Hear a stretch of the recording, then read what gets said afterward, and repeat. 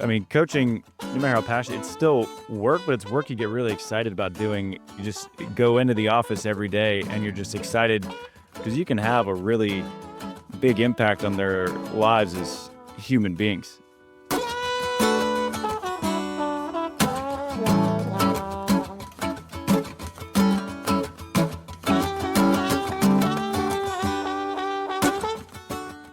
All right, here we go.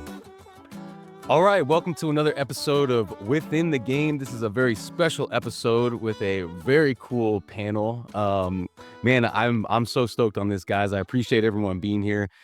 So Within the Game is all about sharing inspiration, and I was so inspired off of the episode that you guys all did, the Sandcast episode / Coach Your Brains Out / Coach Your Brains Out episode with all the gentlemen here that I'm about to introduce, that I wanted to create a panel and just keep this conversation going because I was so inspired.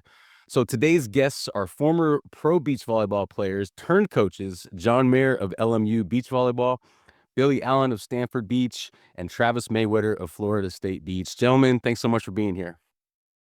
Happy to be here. Appreciate you having us, Wex. Yeah, thanks for having us, Aaron. Sorry, I know you're going to ask the questions, but what inspired you most? What from the episode, like what made you fired up to get this together? I love it. Just flip it right around right away. You know, I'll definitely link that episode, and I encourage everyone to go check that episode out. This is going to be a part 2 of that episode. But yeah, I was inspired by the sharing of ideas. You know, my whole show is all about sharing inspiration, and I was inspired that you guys were so able and willing to share concepts about coaching and leadership. And the theme I'd like to get into today is inspired leadership, inspired coaching, as a deep dive into a part 2 of what you guys touched on in the last one. So that's kind of the theme I'd like to take here, which is the evolution of inspired coaching, creativity, mastery, and the future of learning. That's the title I came up with. So yeah, how's that feel, John? Oh, it's awesome. I remember thinking similarly, like when we first started the podcast with Billy, thinking, oh, we'll reach out to, these college coaches, and then being concerned, like, they're going to have all these secrets and they're not going to want to share, and they're going to be in their world. And then just being so impressed, at least with the people who are willing to talk with us, just how open and curious and humble, and they knew so much, like, oh, this is so helpful. And I think it just makes us all better. Like when we're collaborative, when we're pushing each other, when we're growing from each other, it's just it's a more fun community, more fun environment. And I think our programs all get better because of it. But I think sometimes the natural tendency is like, I got some secrets. I don't want to give them away. Like I'm competitive. I want to win. And I'm sure we still all have a little bit of that, but I think we found through the people we've been inspired by that they're open to sharing all their knowledge, and I'd love to be a part of continuing that tradition. Yeah, no, 100%. And just for the audience, like I'm personally inspired by you three. Like I personally have a connection. I consider you guys friends and colleagues. We've all shared the court in some capacity together, whether it's at the Santa Monica Pier or Laguna or Manhattan Open or Hermosa or whatever it is. And now we're all in coaching roles. And so I just wanted to really kind of let us all share. And then the other thing that I wanted to say, John, in response to that, and this is my personal philosophy, I do think as a whole, and when I say as a whole, like on the bigger picture, I think we're all moving more into collaboration and less competitiveness. Now, we all want to win. I want to win just as bad as everyone here, but the collaboration and the sharing of ideas kind of almost feels more like that should be prioritized. What do you guys think about that?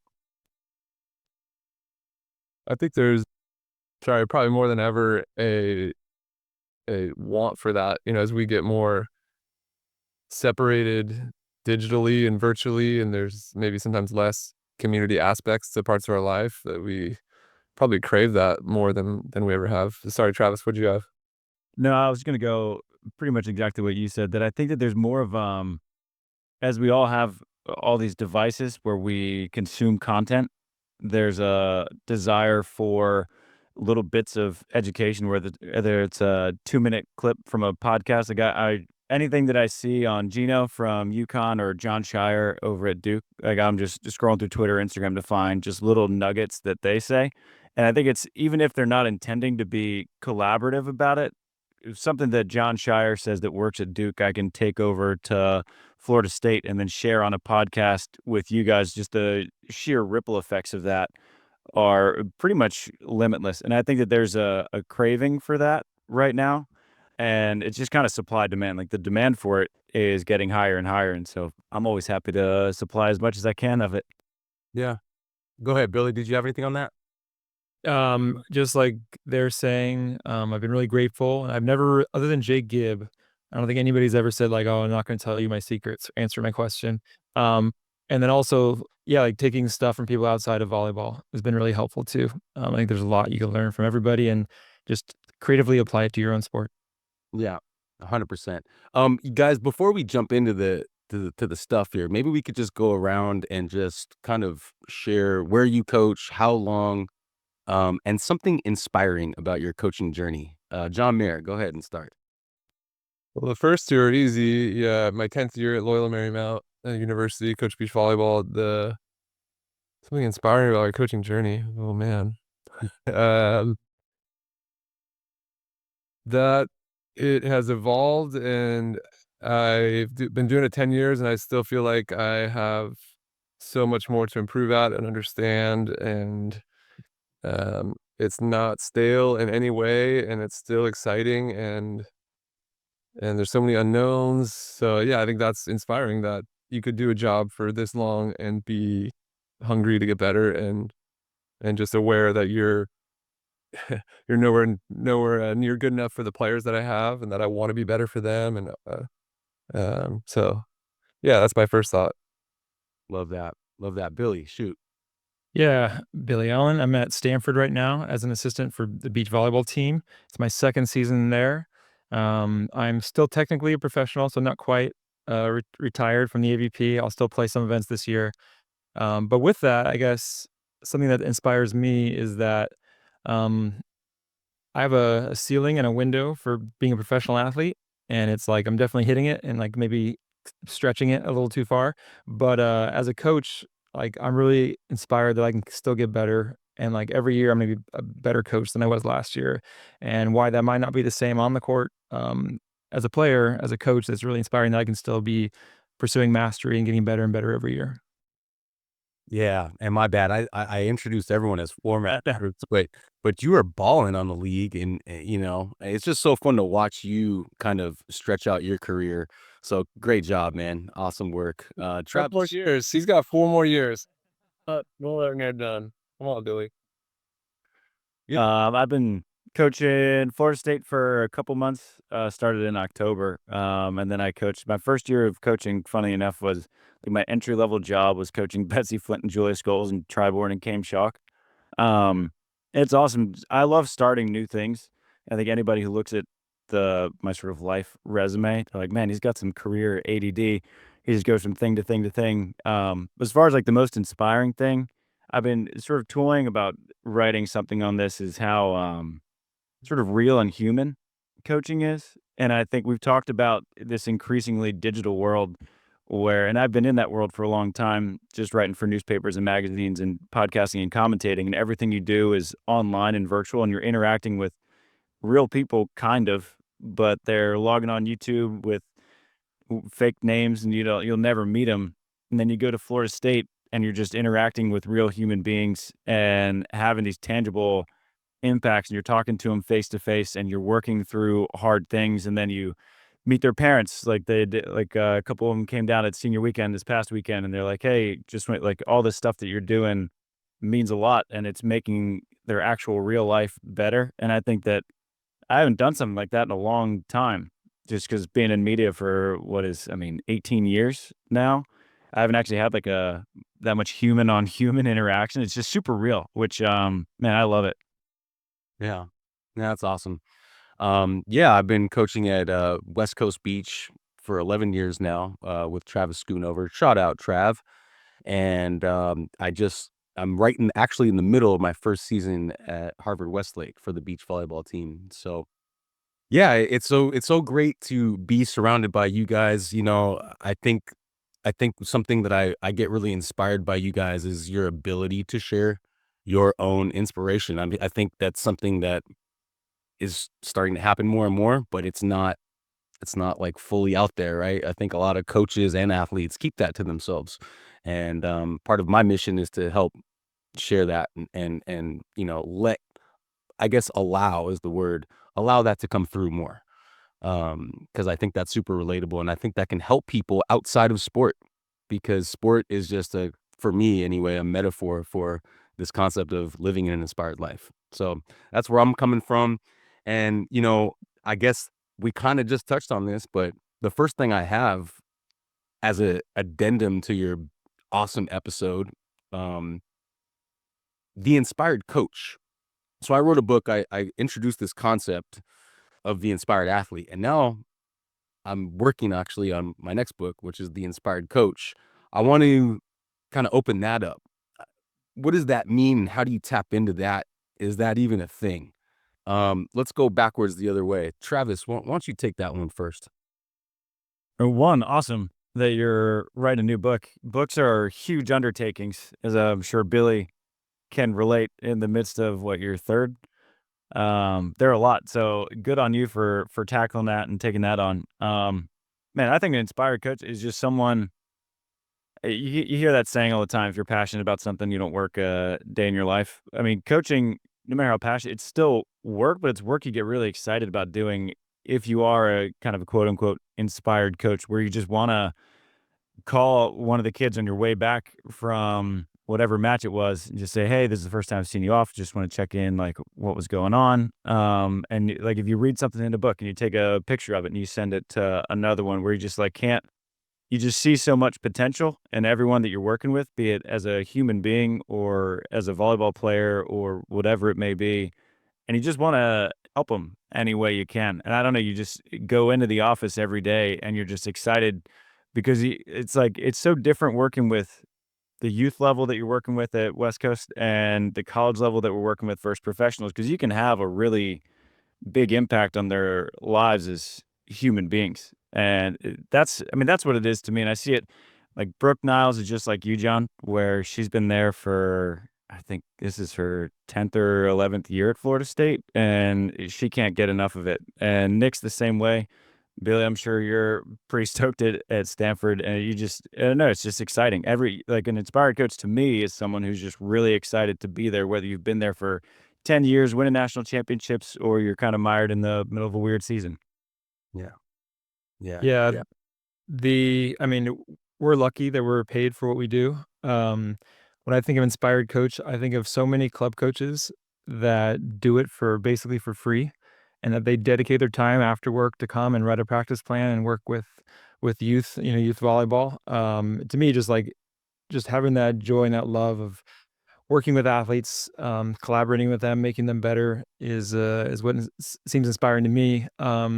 As far as personally, I really like, I think we'll go into it as we maybe talk about more practice planning and motor learning and stuff, but, just the collaborative process for me, is inspiring, and it's not just you're this coach and you're in charge and you're telling what to do, but you're just coming up alongside the athlete and working together to just be better, and that is really, I guess, inspiring to me. Yeah. Awesome. Yeah, and I'll try to close it out. I mean, those two are so good. I don't know if I have much more to add, but when I think of some of my mentors, that's what I think of when it comes to inspiration. Like I think of Marv Dunphy, Tom Black. I watched them as these elite coaches. Like from my perception, like they're just doing everything at such a high level. Their organization, their knowledge of the game, their relationships with their players. And then I'd come back the next year and it's even better. And, I know Marv Dunphy retired 10 years ago, and I would say probably his final season, it was his best season of coaching. And that's what I'd love to be the same, where whenever my final season is, it's, not that it's perfect in any way, but it's as good as I could get it. And seeing those people, those elite coaches, improving, striving to get better and improving through the years, that inspires me to want to do the same.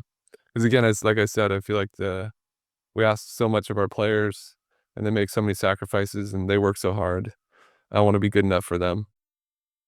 Yeah.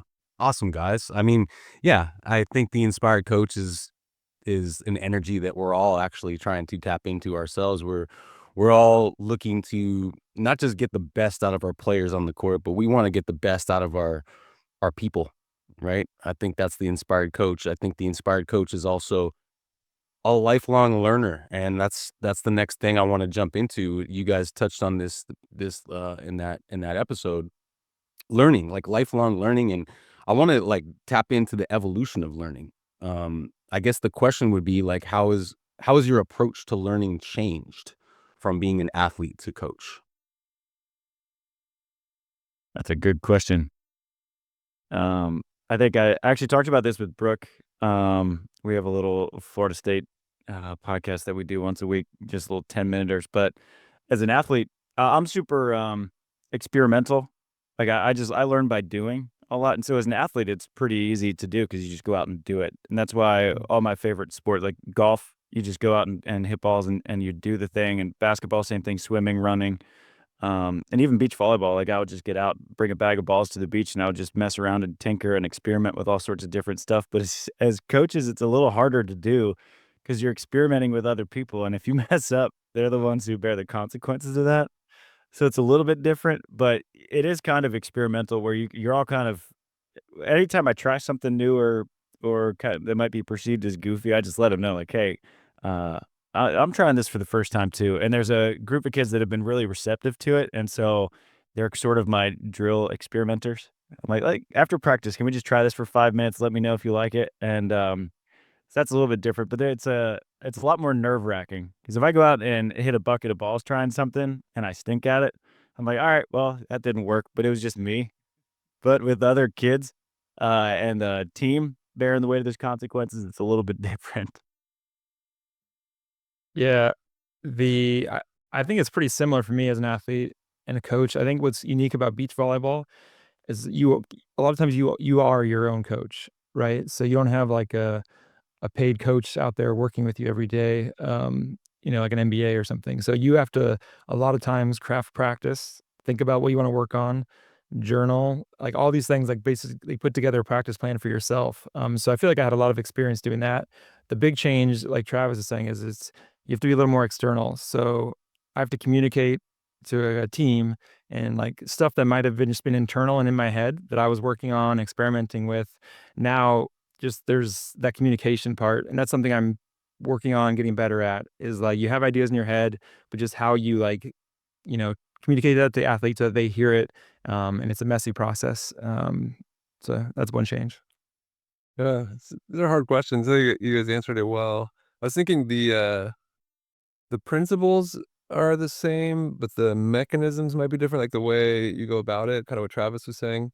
But the principles of either coaching or playing, if I'm not learning, I was playing it safe. I was avoiding my weaknesses, so I'm gonna go in and practice and just work on what I'm good at. I'm not gonna work on attacking on the left side because that's gonna make me look bad. And that's where you just stay in the same space. And as a coach, when I'm playing it safe, I'm not gonna address an uncomfortable situation, have a hard conversation. I'm going to, avoid speaking in front of the group when it's needed, or, so I think that's the principle. Like when you're not learning, you're avoiding those areas of instability, areas of weaknesses. When you are learning in either, you're diving in, right? You're like what Travis is saying, you're experimenting, you're exploring, you're trying stuff, you're putting yourself in positions that are a little bit uncomfortable and that are going to push you. And I mean, as humans, we move towards safety. So I think that's just our natural condition to do what we're good at and what we like. So it takes reminders, both as a player, because you're super exposed by your peers and the people around you. And then I think as a coach, there's lots of expectations of having all the answers and doing it right. And this perception of you have it all together when, the reality is we're all kind of making stuff up as we go. So to be humble enough to admit that and to have people around you that call you out when you're avoiding your weaknesses. So yeah, like I said, I think the principles are the same, but there's just different ways to like interact with it. Hey everyone, thanks so much for being a fan of the show. I really appreciate your support. And if you'd like to further support the podcast, please grab a copy of my book, The Inspired Athlete. The Inspired Athlete is all about my personal growth journey, my athletic journey, my spiritual journey, all combined into one. And really the idea is that the energy of the inspired athlete is within us all, and it's up to us to evoke that. And whether you consider yourself an athlete or a competitor or not, it's my belief that the energy of the inspired athlete is within us. Even if you just decide to take a deep breath and just move your body, that's the inspired athlete. So it would mean a lot if you could help support the book project as well as the podcast by grabbing a copy. Links to the Amazon paperback version as well as the Audible audiobook version are listed below in the description. Thank you very much for your support. Stay inspired, y'all. Yeah. Yeah, no, that's awesome. This is awesome. For me, I would just say something that I think about when I think about learning from an athlete to a coach point of view is, I think as coaches, we need to learn how to be more empathetic to our players, like what's going on with our player.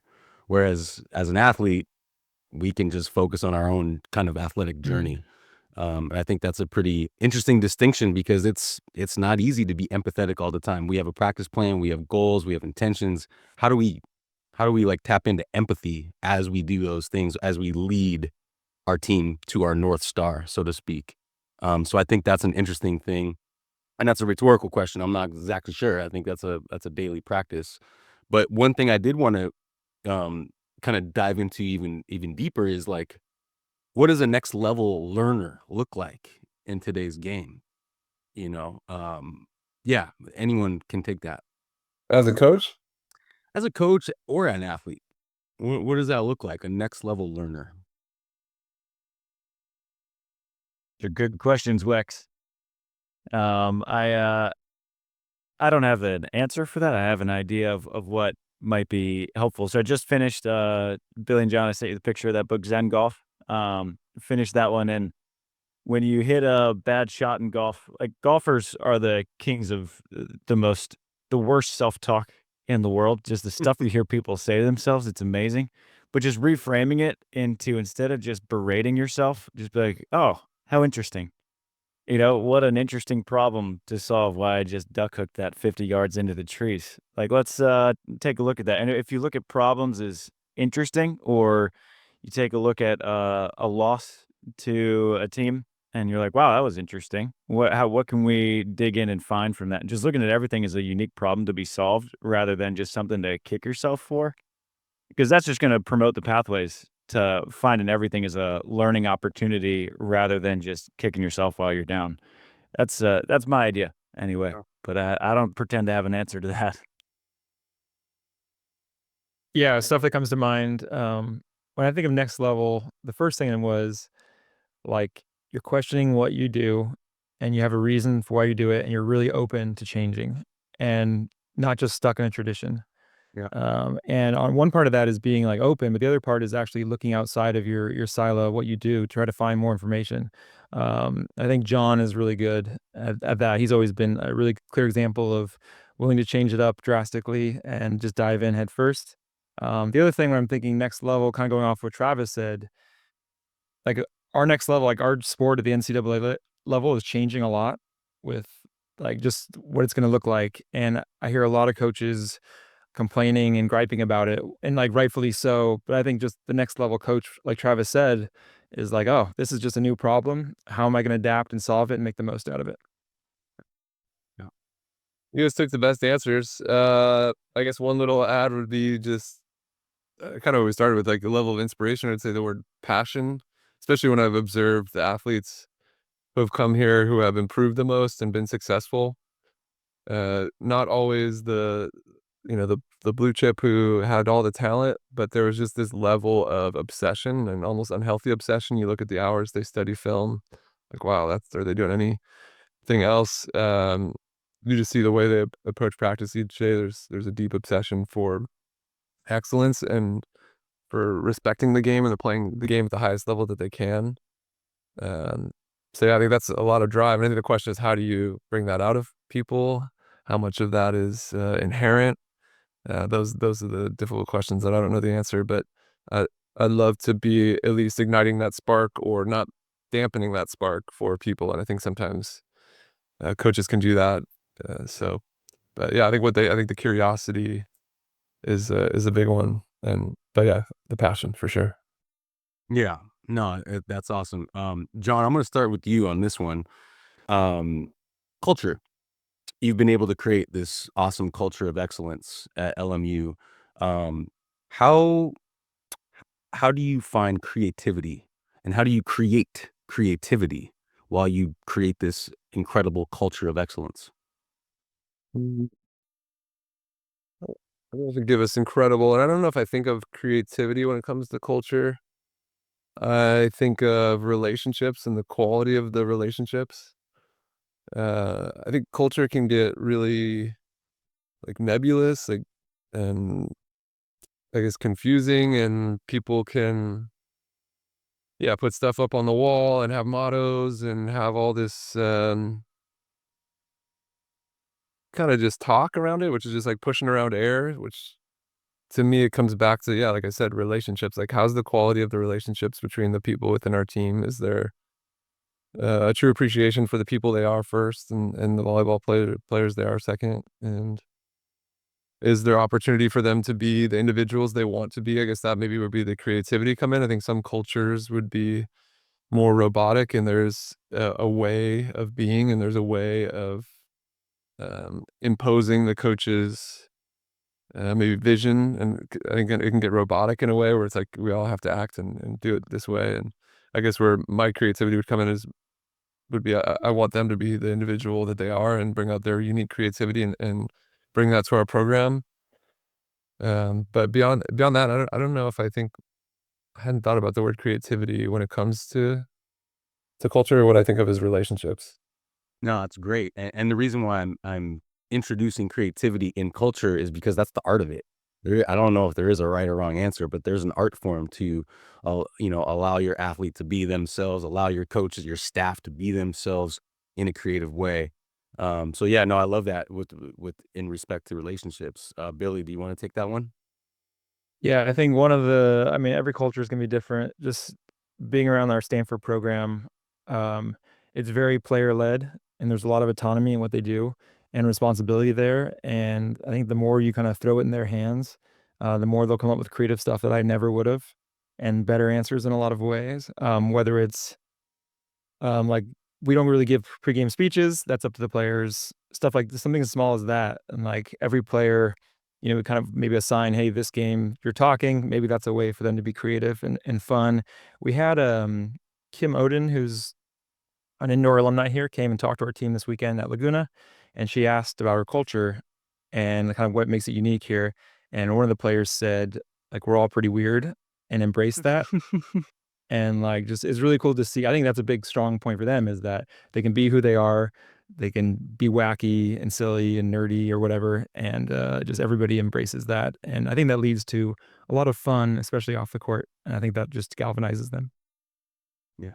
Imagine an Andrew Fuller led team not being a little weird. That'll be weird. Go ahead, Travis. Um, man, I think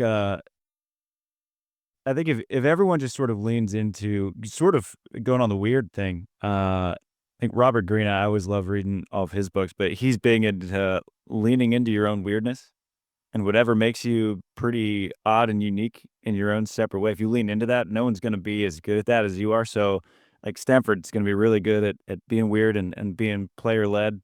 And I think about UConn basketball a lot and how anybody recruits to go to UConn because it's in the middle of nowhere. And what Dan Hurley and Gino Ariema have done, and they just said, listen, there's nothing to do here. That's a great strength of our program. You come here to play basketball.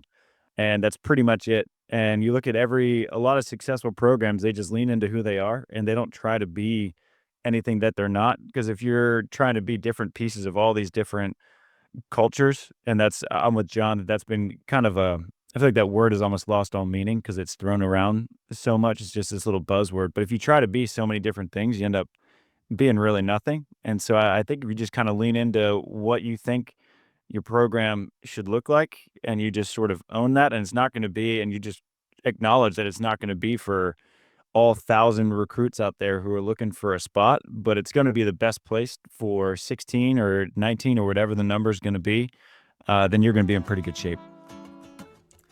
Hey guys, just wanted to take a quick moment to share my new music, an instrumental track called Small Waves featuring Brian Schwartz on trumpet and yours truly on acoustic guitar. And you know, this music is very much inspired by the ocean and specifically watching small waves crash on each other. When I look at the ocean and watch small waves, I'm able to kind of tap into that flow state, and hopefully this music is reflective of that. You can find all the links to the music below in the description, and I would love to hear from you if you like the music and you're able to tap into that flow state as well. Let me know. Stay inspired, y'all, and keep exploring that creativity. Yeah. Awesome, guys. It's really interesting because, like I said, I don't think there's a right or wrong to this stuff. I do think it's worth exploring and talking about.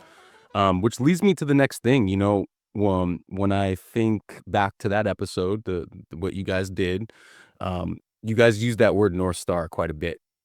And it made me think. It's like, okay, well, what's my North Star? And for the audience, what that means is like, what are we trying to accomplish here? What's the direction? Winning is definitely like, we all get that, but is that the end all be all? So the question that I have, and I'd love to kind of get into, is what is the North Star? Is it for your programs and for yourselves as coaches? Is it the pursuit of mastery? Is it the pursuit of winning? Is it some sort of combination of both or something else? They're big questions. I'll go first on this one. I guess if you had to choose one, I think there's multiple, but I guess North Star means it's like the one that you're following. I would go for our program, it's the pursuit of being the best learner you can be, and learning how to learn, and developing this skill that's going to help us hopefully give us our best chance of winning, but also will set up our players to be more capable beyond sport, right? I mean, like you said, I forget the line, the way you said it, but the way that sport's a vehicle for, or metaphor for living life. I think that's why sport's so special, is that it's a safe environment where you get to take risks and put your whole heart in and get punched in the face and feel failure and feel success. You feel like all these amazing human emotions, and you get to go home and still, just be safe and be alive, and you can move on from there. So there's just so much to learn. I think if our North Star would be, if our players come out as better learners and they can apply that to life as a mom, as a CEO of their business, as a teacher, whatever they end up doing, then I think we won. Yeah. Awesome. I'll go. I don't look at, I guess, mastery and pursuit of winning as too different. They should be hand in hand. I think if you're mastering something that's not helping you win, you're probably not mastering the right thing. So I think that, like, you're spending your time focusing on what's going to help you succeed. With that, I think having a great student athlete experience is really important. And I think all those things that John's talking about, of like becoming a great leader, becoming adaptable, and being able to take on challenges later in life, I think that all helps you win too. So I think all those things go hand in hand for me. And I think you use the word, is it the pursuit of winning? Is it the pursuit of mastery? I think it's just the pursuit in general, where if you're just pursuing it wholly every day, then I think that's pretty much the ticket to it. Because I think that there's no worse feeling than leaving, say, a tournament or a Manhattan Open or a home tournament, and you end up losing, and you look back and you're like, man, I could have done a lot more. But I think, if, like, my favorite quote of all time is Teddy Roosevelt's "Man in the Arena." It's hanging right by the door of my office, and James Clear just put something up on his newsletter, which is my favorite newsletter. Every weekend is just like, if you give it your all and you lose, that's going to sting really bad, but it's not going to sting nearly as badly as if you didn't give it your all and you lost, because then you get to look back and you just get to wonder what if. And I don't think there's any two worse words in the English language than, like, what if I just gave it a little bit more? Would I have won? So I think it's just all about the pursuit of whatever it is you're doing. If you just put yourself fully into it, you're going to come out a better human being, which is all sports is about anyway. Yeah. Wow. I think all of us are cultivators of an environment to allow all these things to happen, right? Especially this pursuit that we're talking about, whether it's winning, whether it's mastery, maybe it's just being the best version of yourself, but the environment that we create, the culture that we create or co-create, I think is really important because it's not easy to be able to allow yourself to be in that pursuit at all times. So I think it's really important to prioritize, okay, well, how can I make my culture or environment ideal for a setup for someone to come in and work on that pursuit? And I think that's what we're exploring here and we're tapping into. And it makes me want to get into this next section, which is all about this idea of traditional versus ecological dynamics approach, which I never heard that word ecological dynamics until that episode that you guys did. And I looked into it and wow, what a cool concept. I wanted to just dive into that right here as we are talking about creating this environment, creating this culture, setting up a pursuit for ourselves as leaders, for our athletes as athletes. How do you balance traditional and ecological dynamics, and how do you balance that in your programs? Maybe John, can you break that down, or Trav, or anyone, any of you guys, just break that down. What is ecological dynamics for our audience? How much, John's the most well-versed in it. how much time do you have? Well, go for it. Oh man, what is ecological dynamics? Well, it's a hard one to answer, and a lay person's very short version would be it comes from a field of study in motor learning, which is an area of research where they look at human performance, like what leads to effective practices. And there's basically two kind of competing theories. One of them would be informational processing, which could be termed more traditional, but I don't know if that's quite accurate. But processing view would be that you form mental models. Basically, you learn a movement pattern, like right, left as a volleyball player. You store it in your brain, and then you can recall it when the time is needed. So you do lots of maybe more isolated reps and more reps of working on movement patterns. An ecological dynamics approach would be the idea that we are perceiving and acting in our environment. And if we have a goal, our body will self-organize and will move towards solving that and accomplishing that goal. And the ecological dynamics view would allow, use that word self-organize, would allow humans to yeah, be in the world and find ways to discover solutions to different problems they solve. And there's lots of methods within ecological dynamics, like the constraints-led approach and differential learning, that would guide the learner to discover effective solutions within the space. I could go for a while. Yeah, so that's just kind of a real basic overview. No, that's awesome. I appreciate that. And how do you use both, and how do you find a balance with both as you program, as you build your program? I'll let those guys go. Yeah. Yeah, I Yeah, guess I think just from our experience, every year is probably more and more towards ecological dynamics, so it's not a balance. We like the more we look at our players as individuals and that skills emerge from the environment and the situation, that's kind of what we've really leaned into.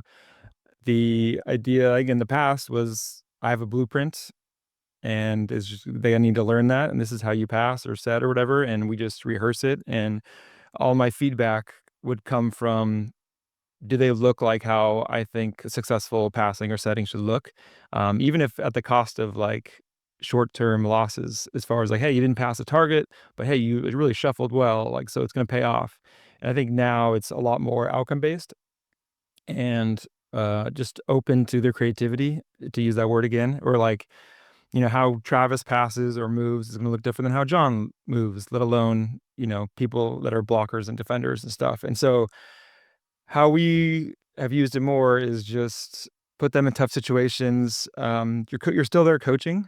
Like, you're not just like letting them run wild. You just don't have this maybe blueprint you're following. You're working, collaborating, and guiding them towards better solutions.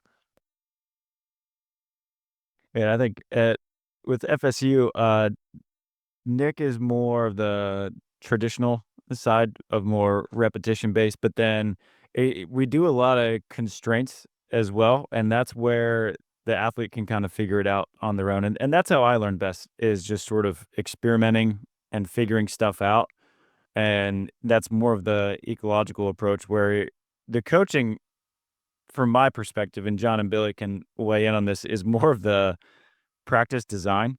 And you see a problem and you want them to figure it out. And so you set up the environment in such a way that that problem comes up quite a bit and they have to figure it out on their own. So instead of, like, if we're having someone struggle with line to line passes, the traditional approach is, I'm going to serve you 1,000 line to lines and you're going to figure it out, versus we're going to put you in a scenario, say skinny court, where you divide the court in a third.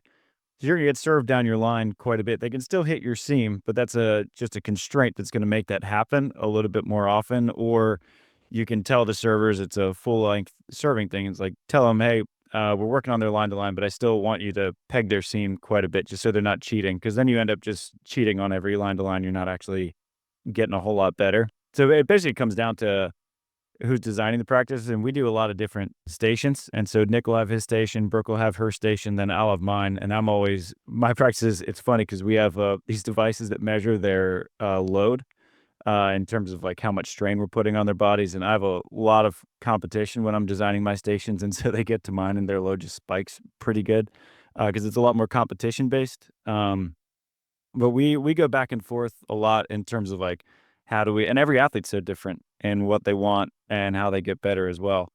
And so we'll just sit in our office every day after practice, how'd it go, what worked, who's struggling with what, and then we just game plan on how we can get each specific person better, whatever the problem is that we're trying to shore up. Yeah, that's pretty fascinating with the load aspects, because I think one of the pushbacks sometimes with the ecological is, we're not getting enough reps, which, not all reps are the same. Some reps have transfer and some reps, some reps have negative transfer. Some reps could make you worse. And not that load means necessarily that you're learning, but it sounds like there's lots of experiences that are occurring. Yeah. And you're getting some data. So that's an interesting metric. I hadn't thought of that. Yeah, it's because like if you say compare a 2-hour practice that I'll design versus a 2-hour practice that Nick designed, and the focus is on our serve receive and side out, they're going to get a lot more practice, a lot more sheer passing reps probably with Nick's, but I think mine would be a little bit more live. And it's a lower rep volume in that particular skill, but a different experience. I guess you put it a pretty good way. Yeah. I think this is a perfect time to talk about the ice cream reps. Billy, you helped me with that term from that last episode. So here's how I want to break this down, and then I want to open it up. So from that episode, you spoke about ice cream reps as being the easy reps.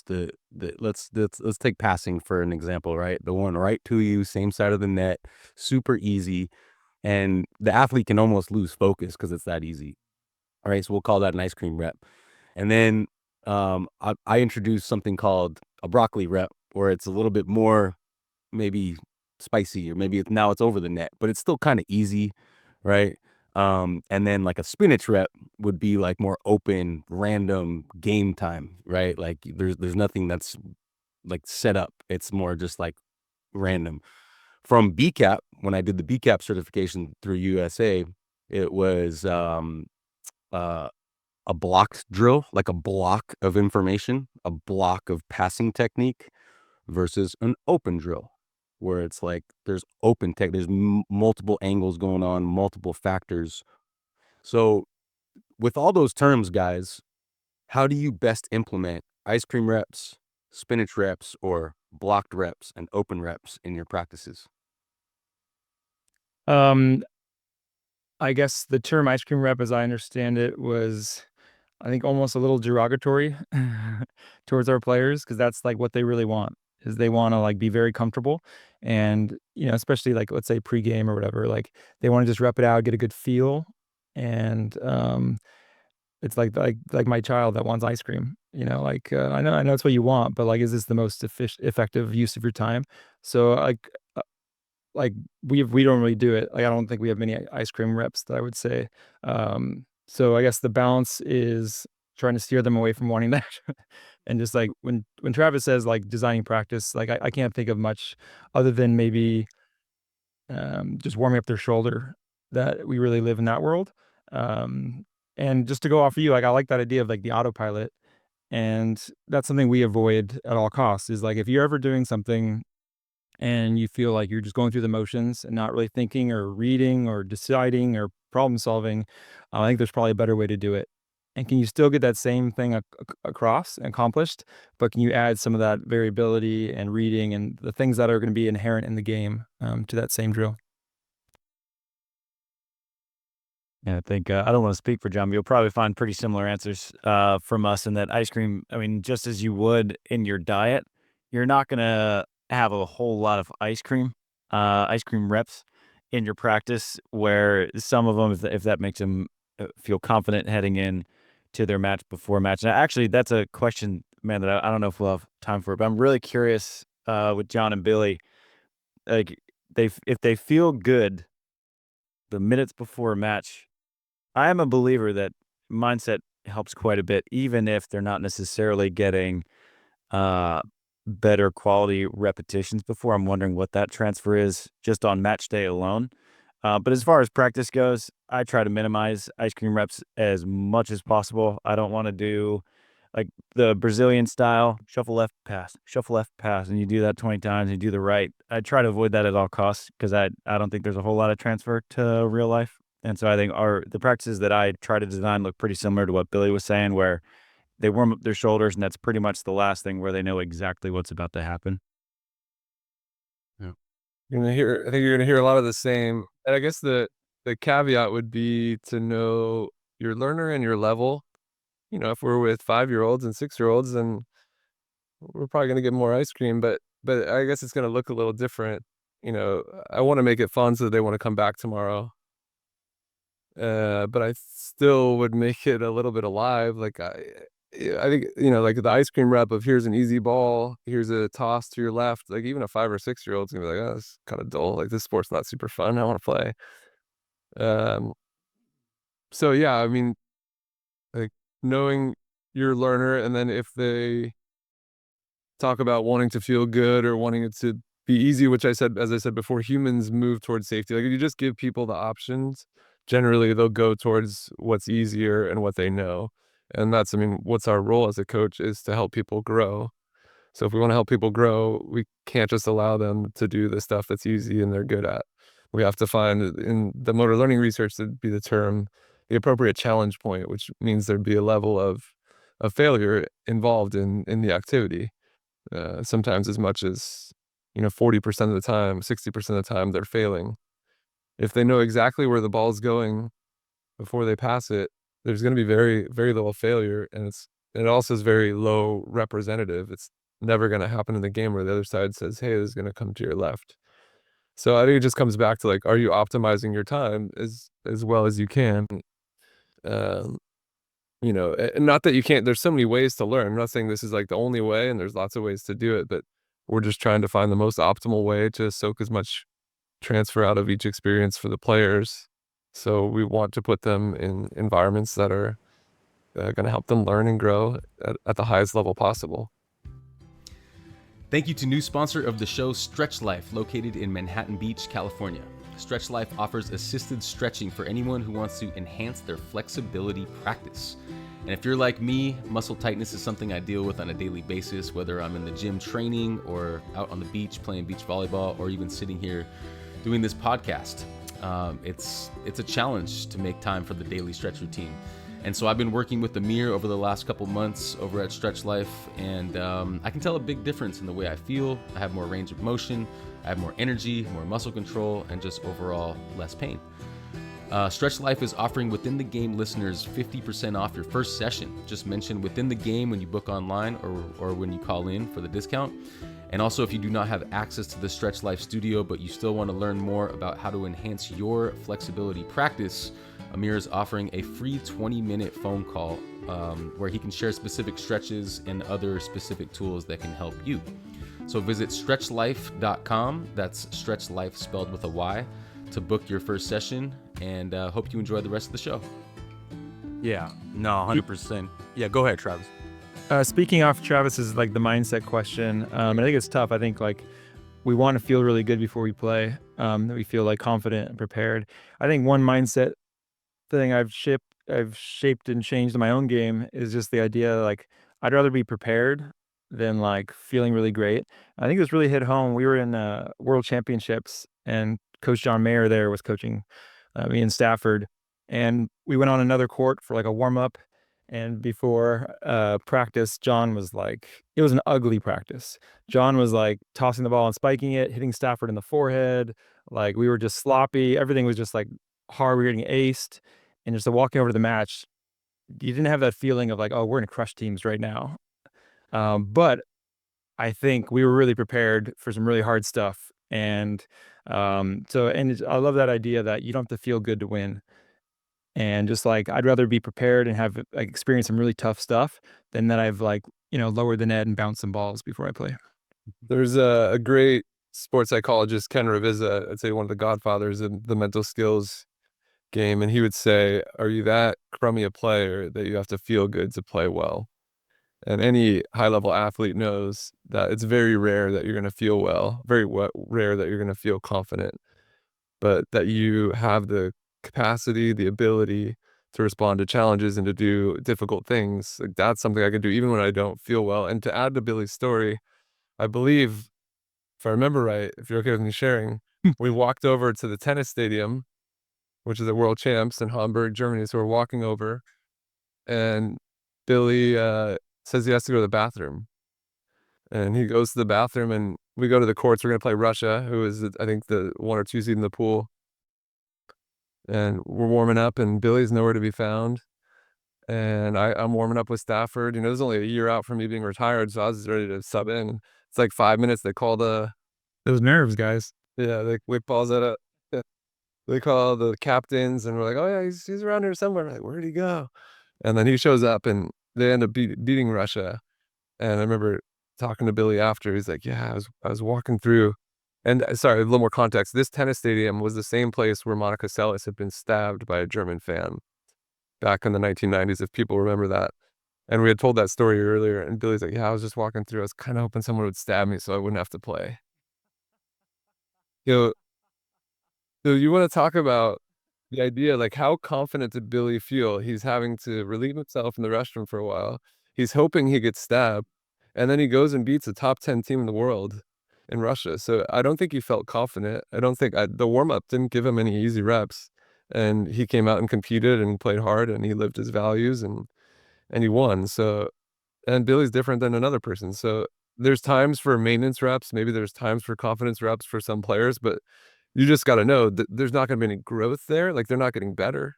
But if that's what they need, if they're, maybe more fragile than in that moment, then give them, something for a little bit, and then talk about it. Like, okay, in the future, if we want to grow, we probably got to challenge you a little bit more. Yeah, that's an awesome answer. John, can you tell the story of a player that asked you why you guys don't pepper? Wow, which ones? But I can just tell you the story. I just thought your answer was, like, we don't think that gets you better, and we're here to get better. Billy, that just stays with me. That isn't easy. Like, well, why does every volleyball player who ever played pepper, like, well, there's lots of traditions and lots of sports that don't make much sense. What an answer. Yeah, but yeah, we try to spend our time getting better. So, okay, does pepper not make you better? God, pepper is like one of my favorite things to do. Tell me more about this, John. I hate to again, if it's a fun activity with a friend and, it's more of like a routine, I guess, for people. But yeah, in terms of like skill building, yeah, I mean, the skills you're building, you're learning how to hit with your arm, halfway back. You're learning how to hit, when you mess up in pepper is when you don't hit it right at the defender, which I don't think is a skill we want to get good at, hitting it right at the defender, a clean down ball. When you dig the ball, you're trying to dig it back to the hitter, which is also the worst thing you can do, right? I'm going to dig it to the person who's hit it so I can overpass it. Let's see. In terms of a warm-up, you know, the if you're doing pepper right, you're not moving right because you're hitting it right to someone. So you're not jumping, you're not moving. Probably the only skill that there could be some benefit is setting, but again, you're not moving a whole lot. Setting, you gotta move and respond. So yeah, I think it's a nice like social activity. It's maybe, traditions that people appreciate. But in terms of learning, if you were the best pepper in the world and you went out and played on the world tour and you didn't play any volleyball, then I think even if you're the best pepper player in the world, you get dominated. Okay. Okay. No, Did he just break your heart, Wex? a little bit, but my one, Would you ask? I don't know. I mean, I really appreciate the perspective. My one pushback on that would be you get so many different touches. It's almost like the Brazilian style of training, which is constant touches, even 2-touch or 3-touch to yourself. You wouldn't do that in the game ever, but you're getting extra touches throughout that training session. So that would be my pushback on that. I did a clinic with a coach, and he was kind of talking about this same idea. He was showing like, hey, how he warms up with people, and they stood really close together, him and his partner, and they passed the ball really low, and they did a lot of one arm, a lot of one arm stuff, all kinds of stuff. Pass yourself, set your partner, and just like he was just kind of like showing like, hey, look how many in 5-10 minutes, look how many touches we got. Like we got so many more touches than most people. And I think it kind of goes back to what John said earlier, like, all reps aren't created equal. I could like go against the wall and stand a foot away and just bump the ball 1,000 times. But like, am I gonna get better at serve receive? And that's not to say that you shouldn't pepper. Like I love peppering with my son. It's just like, yeah, like why are we doing this? You should have a clear reason, and why are we doing this versus something else? And if you settle on that's more effective, then go for it. Yeah. Yeah, cool. Guys, I know we're kind of short on time here, so I just want to kind of squeeze in a few more things. In that episode that I keep referencing, you guys talked a lot about skill acquisition and skill acquisition specialists. Can you guys talk a little bit more about how that looks in your staff and what exactly does that mean? Dive into that more. Whoever wants to jump in on that. Well, it's something that isn't on our staff, which is, unfortunate. I think the thing about coaching is none of us have any educational background in it that I know. Actually, Brooke got her master's over at Florida State, but most of us get our undergrad in something other than coaching or anatomy or biomechanics or sports psychology or skill acquisition. So we go into it just because we played and we were maybe good players and someone hired us, and then we assume we know how to do it. Coaching is a completely different, not completely, but it's a very different skill set than being a player. Like you have to different educational understanding, just a different understanding of things. So that's where I think as coaches, we have the ability to learn from skill acquisition specialists. And thankfully, because of things like podcasts and the digital world or the virtual world we live in, we have access to more research papers as well. Probably 20 years ago, you had to go to the library and pull up something on what an effective practice would look like from a research perspective. But yeah, so now, there's, we can read journal articles, we can listen to podcasts with skill acquisition specialists, and a lot of times it's not in volleyball, so we'll have to apply those concepts and try to see how it works. And that way we can just have a little bit more evidence-based principles when we're deciding, do we want to pepper or not? And we can think about, things like transfer and these things that skill acquisition specialists have studied. But yeah, I don't think anybody, at least not in beach volleyball, has on their staff. But professional sports, they're starting to, I think, get out of all the traditions they have, and they're starting to bring in more of those sorts of people to work with them. I think skill acquisition specialist is kind of an ironic phrase, because I look at someone who, like, I think the best way to learn about skill acquisition is to look at people who have mastered a number of different skills and crafts. So like you look at a guy like Josh Waitzkin, he was a chess grandmaster when he was like 12, and then now He's one of the best foil surfers on the planet. He's been a world champ in judo or one of the martial arts. And so it's just studying people who have done it. How did this guy, and he's in his 40s, like how did he, still pretty young, like how did he do all this stuff? And you look at, say, a Bo Jackson or a Deion Sanders, and you just study people who have just done it and have become skill acquisition specialists in themselves by just becoming super well-rounded. I don't know. I always like following examples of people who have done it and then just sort of trying to reverse engineer, well, how did this guy get so good at so many different things, and then trying to implement it. Like, I think it's funny, you can read all the business books you want, but if you just read biographies on Steve Jobs and Elon Musk and all the other founders of the world, you're probably going to get a lot more information out of those than you would, say, like a skill acquisition or business textbook, I think. Would you be worried at all about like survivorship bias and just like them, like, yeah, like is that like a recipe for everybody to follow to be Steve Jobs or whatever? Well, I think that's where, like, I think breadth would come in, where if you read, say, 30 different biographies on different founders and you find a lot of common denominators, or just people who have not specialized, who have reached the top of the level of multiple different things, there's probably going to be a lot of common denominators out there. But yeah, survivorship bias for sure would be something to look for. And also, if you're like part of the writing process, you might leave a lot out. Yeah, Aaron, I don't know what these guys are doing. We all have PhDs and over here at Stanford, so the blind leading the blind at LMU, I guess. No, I think like if you're gonna teach, you're gonna get your teaching credential and be, learn a lot about how to teach a classroom full of kids. And I think, like John's saying, a lot of times prerequisite for being a good coach is that you set it out really well. So I think it's up to us, because there isn't anything, just to take on learning as our own challenge and to be a better coach. Like, how can you give yourself your own degree by learning a whole bunch of stuff, not just skill acquisition, but like, we talked about on a podcast, like one of our guests was learning about love languages, and you have to learn about, managing culture. And there's just so much stuff. Being a coach, you have to know. And like, I think the more you can either read or study or ask questions or listen to podcasts, like all our great podcasts, I think just continue to be learning, and it can only help you. Yeah. Awesome, guys. I know we're kind of wrapping up here, but the last kind of thing I want to throw at all of us here is the future of coaching.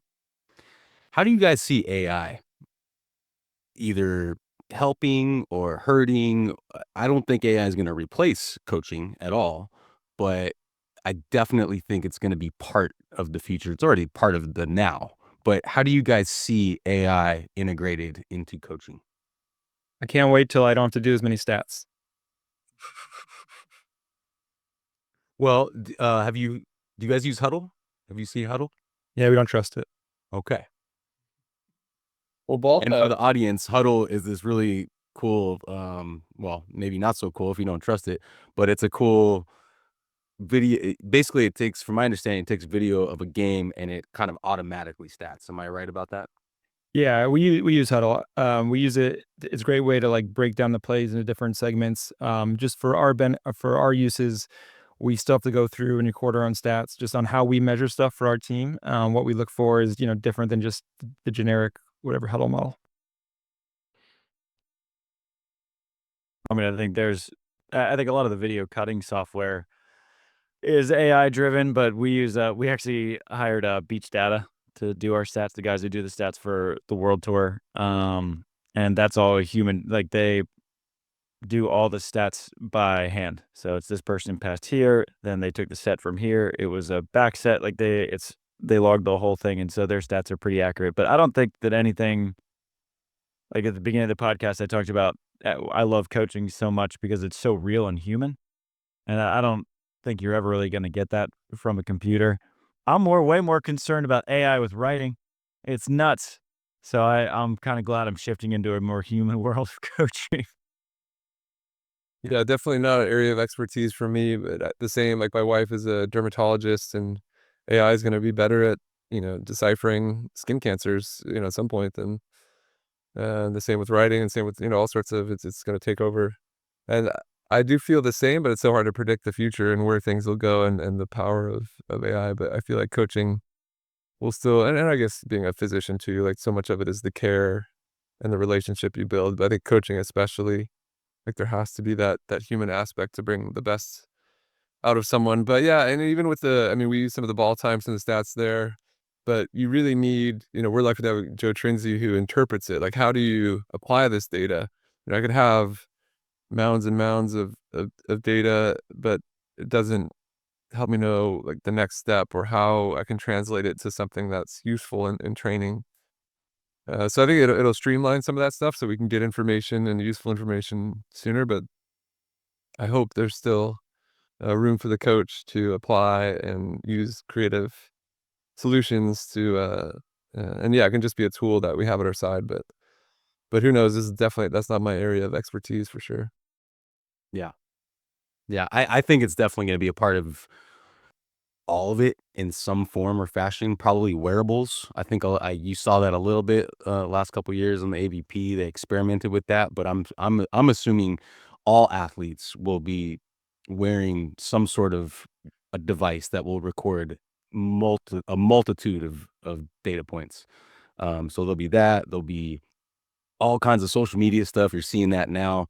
And all of us with podcasting, I think we need to have a grasp on all that stuff because it's here and it's not going anywhere. It's only going to multiply and get stronger and smarter. Gentlemen, wow, I had so many more things that I wanted to touch on. We're short on time.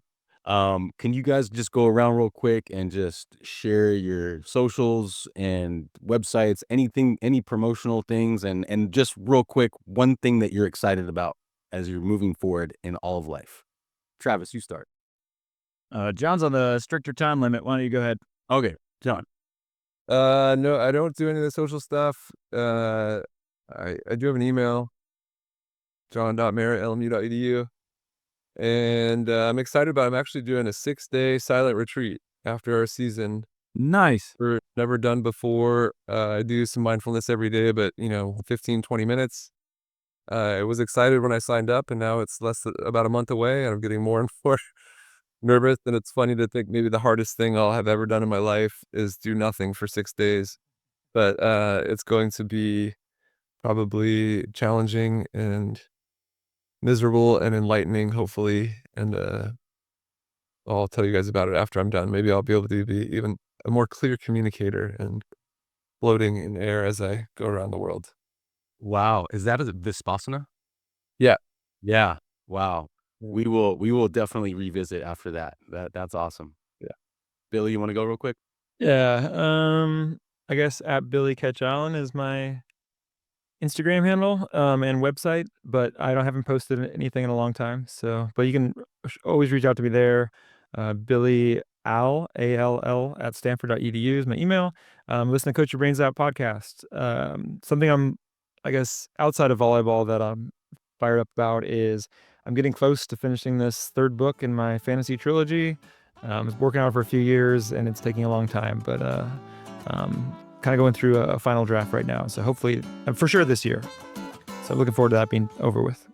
So cool. So awesome. Man, just so you know, you've inspired me over the years with your writing. Writing is not book, you guys. But yeah, man, I'm super proud of you, Billy. That's awesome. Go ahead, Trav. Yeah, most of anything I do is at the Sandcast podcast. The Instagram for that, Sandcast_podcast. My own personal is at TRAMMEW. But yeah, I'll be coaching at Florida State, commentating for Volleyball World pretty soon once FSU season's over, so that'll be fun to get back on the road. Not working on anything. We have a 8-week-old and a almost 2-year-old. Takes a lot of time, so that's what I'm working on, is making sure that we have 2 healthy, happy outdoor kids. Yeah. Congratulations, man. Congratulations on your family expansion. Yeah. Guys, this has been awesome. I'll just share mine real quick. At AWEXLA, at Within the Game Podcast. Reach out. Let us know what you took away from this. Write a comment if you're watching on YouTube. I'm excited about my music, guys. I've been exploring creativity. That's why I kind of made this a theme. Yeah, I'll be putting out new music tomorrow on my birthday.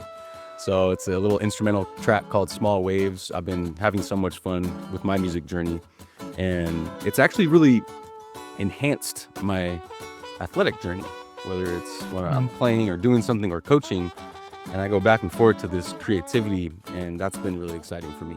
So excited to share. Nice. Happy early birthday, too. Thanks. Yeah, happy birthday. Thanks. And Forever 27. right? I actually feel like that. To everyone listening and watching, thanks for being with us. And you too, don't go anywhere. For everyone else, stay inspired, everyone. Thank you. Thanks, boys. Awesome. Thanks for setting us up, Aaron.